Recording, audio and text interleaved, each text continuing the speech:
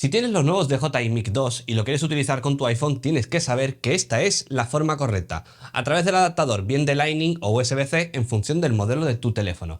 Pero ¿qué ocurre si lo quieres utilizar con la conexión Bluetooth directamente? Pues que lógicamente vas a poder hacerlo, simplemente tienes que iniciar el emparejamiento entre el micrófono y tu teléfono y seleccionarlo. Pero eso sí, tienes que saber que con la aplicación nativa de cámara del iPhone el micrófono no funciona, es decir, la aplicación no lo reconoce como una fuente de entrada, por lo que te tendrías que ir a una aplicación de tercero y mi recomendación es que utilices la aplicación de Blackmagic. Con esta aplicación sí vas a poder seleccionar el DJI Mic 2, el micrófono, como una fuente de entrada y además vas a tener muchas más opciones para sacarle el máximo partido a las cámaras de tu dispositivo.